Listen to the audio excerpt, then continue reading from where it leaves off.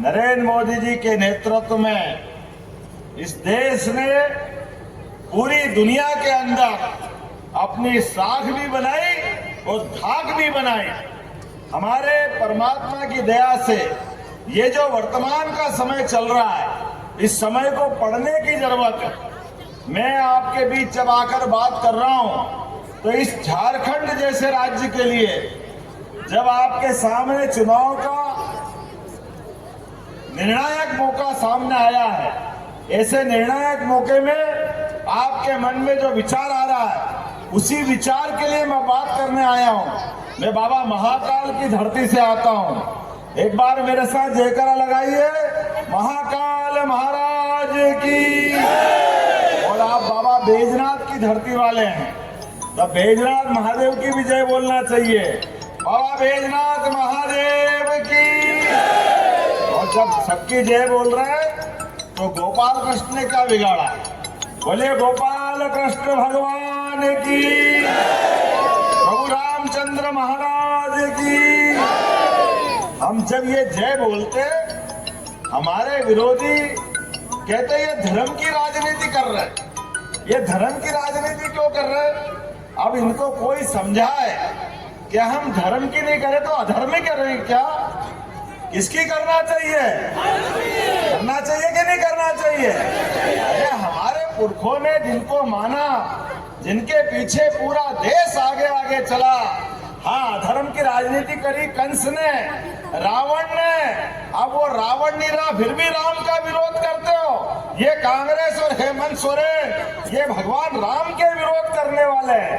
अपने बीच में ये चुनाव के समय आप सबको याद रखना है, ये अधर्म के मानने वाले हमको धर्म सिखाएंगे। मुझे इस बात की प्रसन्नता है, आज आपके बीच में आ रहा हूं तो यशस्वी प्रधानमंत्री ने जो कहा है कि सबका साथ सबका विकास, ये बोलने के लिए नहीं है। आपको इतनी बड़ी संख्या में हो, मेरी अपनी विधानसभा में 2,85,000 वोटर में से कुल 500 भी अपने समाज के नहीं है, लेकिन नरेंद्र मोदी जी ने मुझे पहले मंत्री बनाया और अब मुख्यमंत्री बनाया। ये है सबका साथ सबका विकास।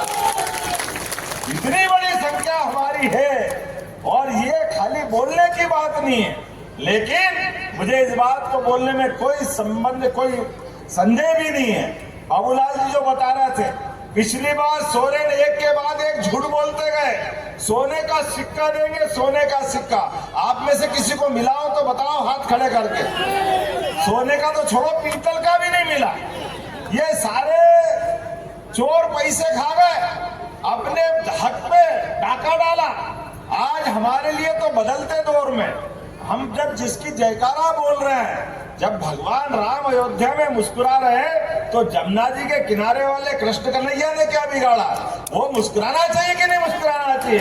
वहां आना चाहिए कि नहीं आना चाहिए? आपके दरवाजे ये लोग आए तो आप उनसे कहिए कि भैया, जब 500 साल के संघर्ष के बाद भगवान राम धूमधाम से वहां विराजे, बोला जाए जय श्री राम।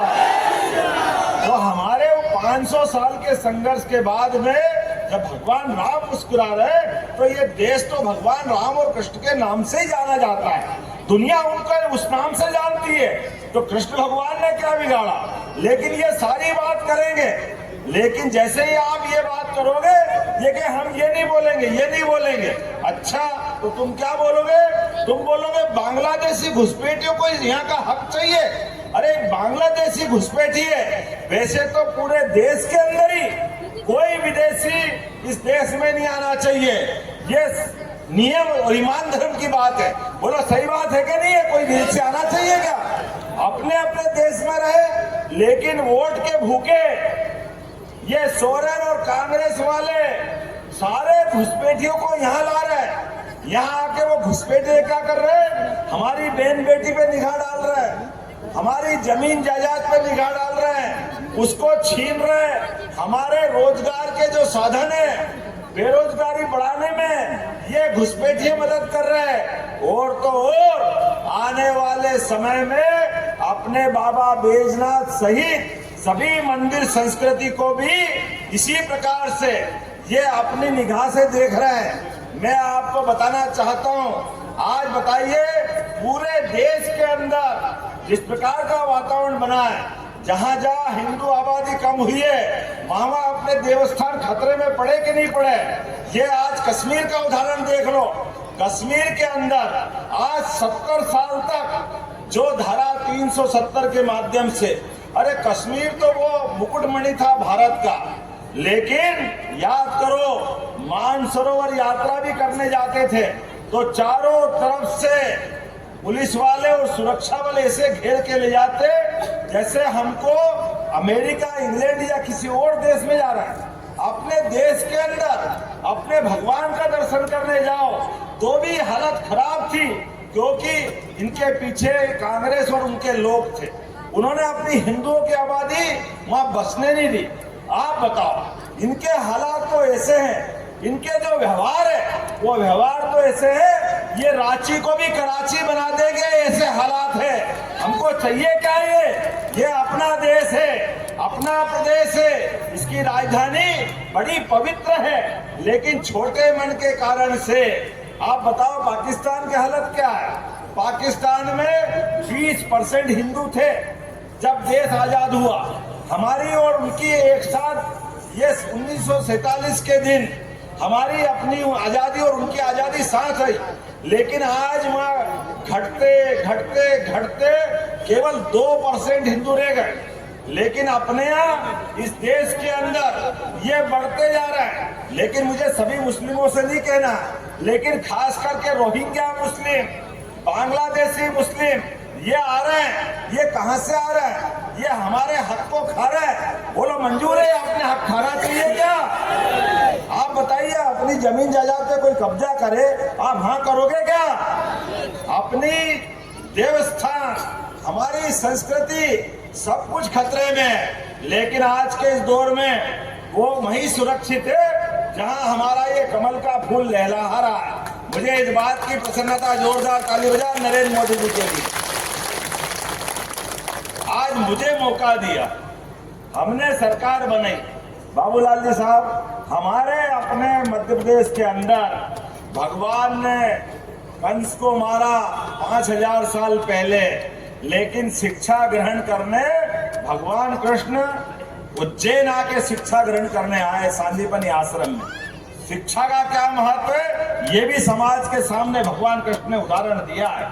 शिक्षा से ही व्यक्ति आगे बढ़ता है। इसलिए इतने बड़े महाभारत के युद्ध में भी भगवान ने सीधा हथियार उठा के अर्जुन को लड़ने के लिए नहीं उकसाया। उन्होंने 18 पुराण, चारों वेद, सभी उपनिषद, सबका निचोड़ इस मृत्यु लोक में कर्मवाद के सिद्धांत के आधार पर पवित्र गीता का सबके सामने वर्णन करते हुए एक पवित्र पुस्तक हमको दी। जोरदार अभिनंदन करो पवित्र गीता के लिए। ये हमारी संस्कृति है और हमें गर्व तो तब होता है जब आज के इस दौर में यशस्वी प्रधानमंत्री, दुनिया का कोई भी बड़ा सा बड़ा आदमी, अमेरिका का राष्ट्रपति, इंग्लैंड का या कोई और देश का, जब वो भारत में आता है तो हमारे यहाँ तो बचपन से हमारे पुरखे नारे लगाते आए हैं। कौन हमारे भाग्य विधाता, गीता गंगा गौ माता, ये तो हमारे आदिकाल से बोलते आए कि नहीं बोलते आए। तो ऐसी पवित्र गीता अब हमको कितना अच्छा लगता है जब उठा करके नरेंद्र मोदी जी अमेरिका के राष्ट्रपति को देते हैं। जाओ अपने देश के अंदर इसका अध्ययन करो, इस पे चल के दिखाओगे तो अमेरिका का भी भला होगा और दुनिया का भला होगा। ये भगवान कृष्ण ने करके बताया और कह के बताया। लेकिन ये बेईमान नालायक लोग, ये भगवान राम, भगवान कृष्ण, इनका नाम लेते इनको करंट आ जाता। इनको ऐसा लगता जैसे बिच्छू काट लिया, सांप काट लिया।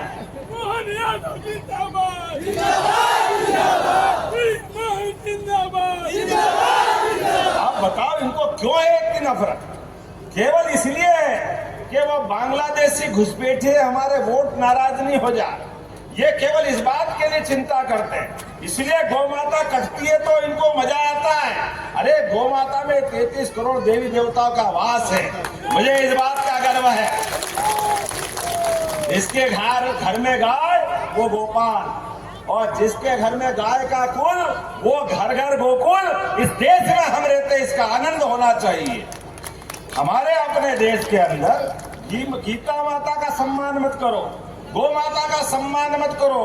भगवान कृष्ण की मथुरा के अंदर, अरे दुनिया सब जानती है, भारत का व्यक्ति दुनिया के किसी देश में चला जाए और वो भारत का नाम नहीं बताए, केवल इतना बता दे कि मैं राम और कृष्ण की धरती से आया हूं, तो कोई भी आंख मीच के कह देगा ये हिंदुस्तान से आए, ये भारत वाले हैं। इनको सब जानते हैं, दुनिया सब जानती है। नहीं जानती तो ये वोट के भूखे भेड़िए, ये चाहे कांग्रेस वाले हो चाहे सोरेन वाले हो या इनके गठबंधन वाले, ये कभी इसकी बात नहीं करेंगे। और माता बहनों, आपके लिए तो और आनंद है। मुझे मालूम है यहाँ बड़ी आबादी हमारी आदिवासी भाई बहन की भी।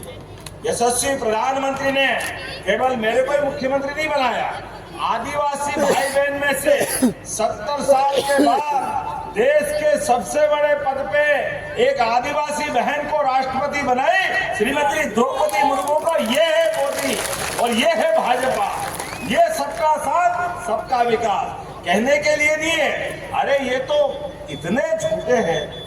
पिछली बार चुनाव में बाबूलाल जी ने भी कहा चूल्हा योजना, कौन सी चूल्हा योजना, 2000 रुपया देंगे, ऐसे ही बोला था ना भाई साहब। अरे चूल्हे में और तो कुछ नहीं दिया, जलते चूल्हे में पानी डालने का काम इनने किया। जलते चूल्हे में कोई को पैसा नहीं दिया।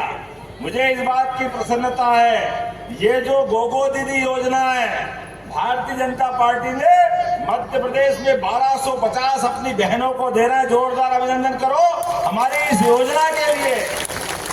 और आने वाले इस चुनाव में आपके वोट से जो सरकार बनेगी, हम तो 1250 दे रहे हैं, लेकिन ये 5 साल का गड्ढा पूरा करने के लिए भारतीय जनता पार्टी के अध्यक्ष और इनके लिए जोरदार ताली बजाओ, इंडिया का 2100 रुपया देंगे।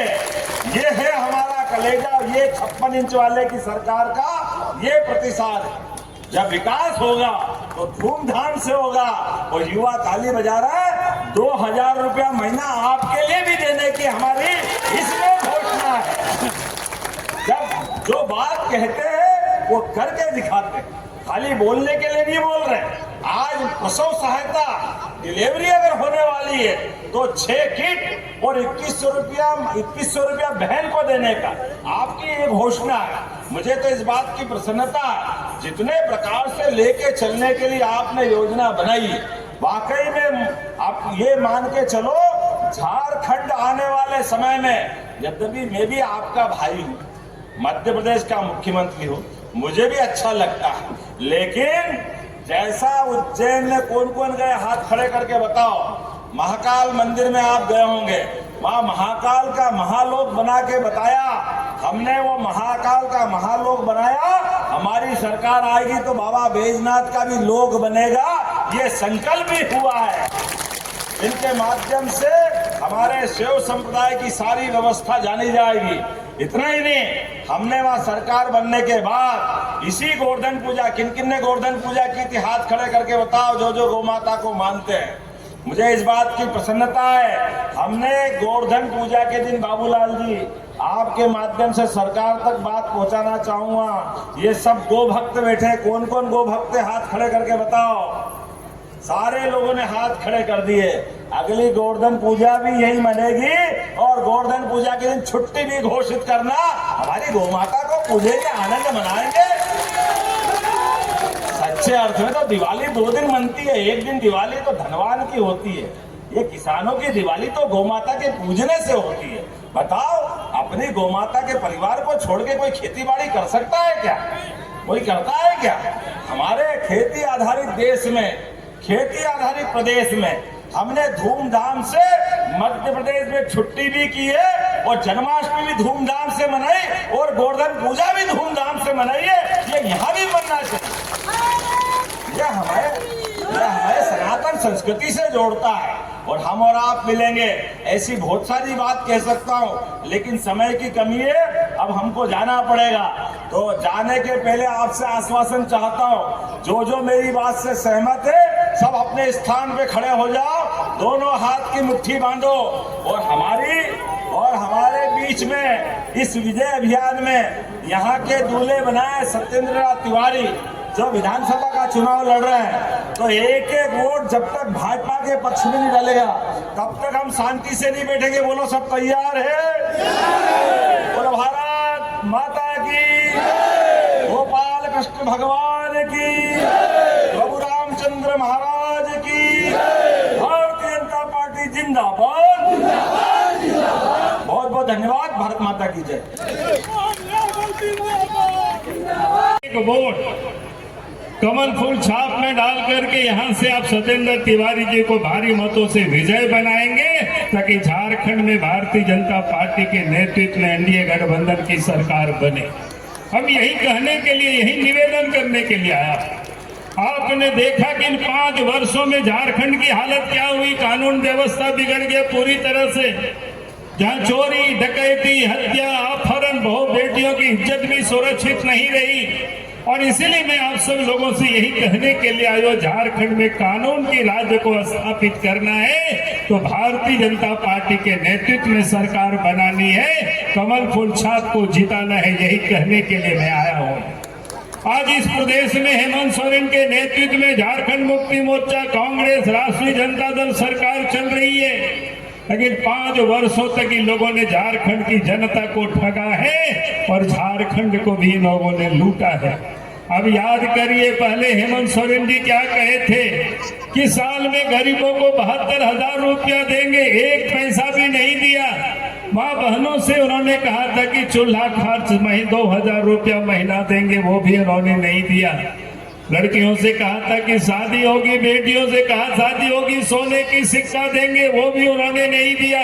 नौजवानों से कहा था कि बाबूजी का कसम खा करके 5 लाख नौकरी देंगे, नौकरी तो उन्होंने दिया नहीं, बल्कि नौकरी के नाम पर रात भर जग करके बच्चों को दौड़ाया और 19 बच्चों की जान चली गई। लेकिन हेमंत सोरेन के चेहरे में कोई शिकन तक नहीं आई। और इसीलिए मैं आप सबसे यही कहने के लिए आया हूँ, इन हेमंत सोरेन की राज्य में जितनी भी परीक्षा हुई, जीपीएससी से, जेएसएससी से, सब परीक्षा में पेपर लीक हुआ, लड़के आंदोलन करते रहे, हाई कोर्ट, सुप्रीम कोर्ट का दौड़ लगाते रहे, लेकिन किसी ने कोई सुना नहीं। और इसलिए मैं कहता हूँ कि हेमंत सोरेन जी ने झारखंड की जनता को 5 वर्षों तक ठगाए, झारखंड को लूटा है। अब याद करिए, नदी की बालू हो, पत्थर, पहाड़ के पत्थर हो, कोयला हो, लोहा हो, सब कुछ इन्होंने लूटा है। यहाँ तक कि जमीन को भी इन्होंने नहीं छोड़ा है। और इसलिए मैं आप सब लोगों से यही कहने के लिए आया हूँ कि हमें झारखंड से, इस प्रदेश में ये जो लुटेरों की सरकार है उसको विदा करना है। मैं आप सब लोगों से यही कहने के लिए आया हूँ, दलाल और बिचौलियों की सरकार को झारखंड की धरती से विदा करना है, भ्रष्ट सरकार को इस राज्य से विदा करना है। उसका एक ही रास्ता है, यहाँ पर हमें भारतीय जनता पार्टी की सरकार बनानी। यही आप सबको संकल्प लेकर के जाना है, यही कहने के लिए आया हूँ। देश के प्रधानमंत्री नरेंद्र मोदी जी ने कहा है, सरकार झारखंड में बीजेपी के नेतृत्व में एनडीए गठबंधन की सरकार बनेगी तो माँ बहनों के खाते में 2100 रुपया आएंगे। एनडीए की, बीजेपी एनडीए की सरकार बनेगी तो 500 रुपया में गैस का सिलेंडर मिलेगा। नरेंद्र मोदी जी ने कहा सरकार बनेगी 3 लाख पद जो रिक्त पड़ा हुआ है उसको भर दिया जाएगा, ताकि यहाँ के बच्चों को, नौजवानों को नौकरी मिल सके। देश के प्रधानमंत्री नरेंद्र मोदी जी ने कहा है कि झारखंड में 21 लाख गरीबों को पक्के मकान दिलाए जाएंगे, ताकि कोई भी गरीब मकान भी नहीं होंगे। यही कहने के लिए, यही बताने के लिए मैं आज आपके बीच में आया हूँ। और आप सब लोग अब यहाँ उपस्थित रहे। फिर से मैं कहूँगा कि आप 13 तारीख को ईवीएम की मशीन में 3 नंबर पर कमल निशान है, कमल निशान में वोट दे करके यहाँ से श्री सत्येंद्र नाथ तिवारी जी को भारी मतों से विजय बनाना। बहुत बहुत धन्यवाद। जय हिंद, जय झारखंड, जोहार। बोले जय जय श्री राम, जय जय श्री राम। अब हम इस सम्मान के बाद जिनको अब सुनने आए हैं, अपने मध्य प्रदेश के लोकप्रिय मुख्यमंत्री, जन जन के नेता आदरणीय मोहन यादव जी को बुलाएं। इसके पहले आप लोग जोरदार ताली के साथ स्वागत करेंगे। दोनों हाथ ऊपर उठाकर एक बार बोले जय जय श्री राम, जय जय श्री राम। आपके प्रत्याशी भी पीछे से आ रहे हैं, 10 मिनट में पहुंचेंगे। माननीय सत्येंद्र नाथ तिवारी जी, अब हम आग्रह करते हैं अपने मुख्यमंत्री जी को कि आप आए और हम सभी को संबोधित करें।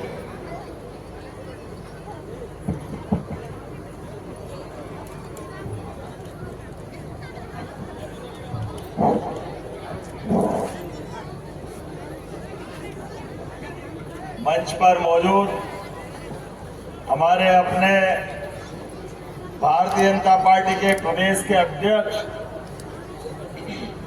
माननीय बाबूलाल मरांडी जी, जोरदार ताली बजाओ बाबूलाल मरांडी जी के लिए। और मेरे साथ चूंकि चुनाव की मर्यादा है, हेलीकॉप्टर का खर्चा उनके खाते में जुड़ जाता, इसलिए यहां भाजपा के प्रत्याशी सत्येंद्र नाथ तिवारी का भी अभिनंदन करो। वो उस मंच पे है, मैं उनको बता के आया हूं।